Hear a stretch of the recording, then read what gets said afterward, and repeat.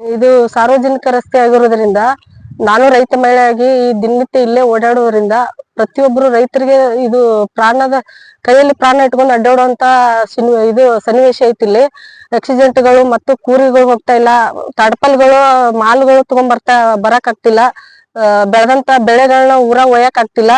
ಕಂಟಿ ತುಂಬಾ ಬೆಳೆದಿರೋದ್ರಿಂದ ಭಯಾನಕವಾಗಿ ಗಾಡಿಗಳು ಇದ್ರಿಗೆ ಬಂದ್ರೆ ಕಾಣ್ತಾ ಇಲ್ಲ. ಅದ್ರಗೋಸ್ಕರ ನಾನು ಪ್ರತಿಯೊಬ್ರು ಗೃಹಲಕ್ಷ್ಮಿ ಯೋಜನೆನ ತಗೊಂಡು ಬೋರ್ ಹಾಕಿಸಿ ಫ್ರಿಡ್ಜ್ ಏನೇನ ತಗೊಂಡು ಬಳಕೆ ಮಾಡಿದ್ದಾರೆ ಇವತ್ತಿನ ಕರ್ನಾಟಕ ರಾಜ್ಯದಲ್ಲಿ ಹೆಣ್ಮಕ್ಳು.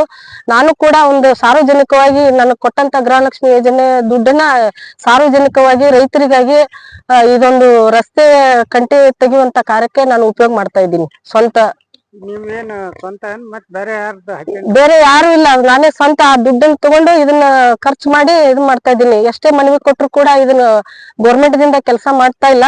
ಅದಕ್ಕಾಗಿ ನಾನೇ ಸ್ವಂತ ಖರ್ಚಿನಿಂದ ರೈತರಿಗಾಗಿ ಸಾರ್ವಜನಿಕರಿಗಾಗಿ ಈ ರಸ್ತೆಯಲ್ಲಿ ಬಂದಂತ ಮುಳ್ಳುಗಳನ್ನ ತೆಗಿಸ್ತಾ ಇದ್ದೀನಿ. ನನ್ ಕಡೆ ಅಮೌಂಟ್ ಎಷ್ಟು ಕೂಡಿ ಇಟ್ಟಿದೀವಿ ಗೃಹಲಕ್ಷ್ಮಿ ಹಣನ ಅಷ್ಟು ಇದಕ್ಕೆ ಖರ್ಚು ಮಾಡ್ತಾ ಇದ್ದೀನಿ.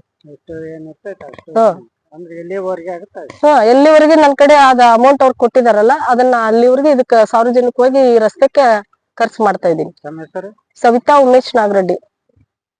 ಕೊಪ್ಪಳದ ಕುಕ್ನೂರ್ ತಾಲೂಕಿನ ಎರೆಂಚ ಗ್ರಾಮದಿಂದ ಕೋಟುಂಚಿ ಹೋಗುವಂತ ರಸ್ತೆ ಇದು ಯಲಬುರ್ಗಾ ವಿಧಾನಸಭಾ ಕ್ಷೇತ್ರಕ್ಕೆ ಬರ್ತಾ. ಮುಳ್ಳು ಅನೇಕ ಮುಳ್ಳು ಕಂಟಿ ರಸ್ತೆ ಪಕ್ಕದಲ್ಲಿ ಬೆಳೆದು ಇವತ್ತು ಸಾರ್ವಜನಿಕ ಹೋಗಕ ಬರಕ ಬಹಳ ತೊಂದರೆ ಆಗೈತಿ. ಕಣ್ಣಿಗೆ ಬಡದು ಆಕ್ಸಿಡೆಂಟ್ ಮುಂದೆ ಗಾಡಿ ಕಾಡ್ಲಾರಕ್ಕೆ ಆಕ್ಸಿಡೆಂಟ್ನ ಆಗ್ಯಾವು.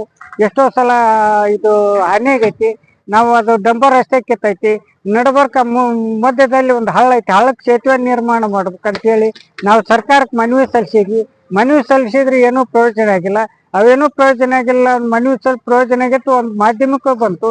ಮಾಧ್ಯಮಕ್ಕೆ ಬಂದು ಗಮನಿಸಿದ ತಕ್ಷಣ ಸವಿತಾ ಉಮೇಶ್ ನಾಗರೆಡ್ಡಿ ಇವರು ಇವತ್ತು ಗೃಹಲಕ್ಷ್ಮಿ ಹಣದಲ್ಲಿ ಸ್ವಂತ ಒಂದು ಈ ರಸ್ತೆ ಪಕ್ಕದಲ್ಲಿ ಬೆಳೆದಿರೋಂಥ ಕಂಟಿನ ಮುಳ್ಳು ಎಬ್ಸಕತ್ತಾರ. ತಾವು ಸ್ವಂತ ಹಣದಲ್ಲಿ ಯಾವ್ದು ಇಲ್ಲ, ಯಾರ್ದು ಬೇಡ, ಹಂಗ ಬೇಡ ಅಂತ ನಮ್ಮ ಸ್ವಂತ ಹಣದಲ್ಲಿ ಎಬ್ಸಕತ್ತಾರ. ಅವ್ರಿಗೆ ನಾವು ಈ ಮಾಧ್ಯಮ ಮೂಲಕ ಅಭಿನಂದನೆ ಸಲ್ಲಿಸ್ಬೇಕಾಗೈತಿ. ಜನರು ಏನಂದ್ರೆ ಜನರು ಎಲ್ಲ ತಮ್ಮ ವೈಯಕ್ತಿಕ ಬಂಗಾರ ತಗೊಂಡ್ರ, ಬೆಳ್ಳಿ ತಗೊಂಡ್ರ, ಬೋರ್ ಹಾಕ್ಯಾರ, ತಗೊಂಡ್ರ, ಭೂಮಿ ಉಳಿಮೆ ಮಾಡ್ರ, ಸ್ವಂತ ಬಳಸ್ಕೊಂಡ್ರ.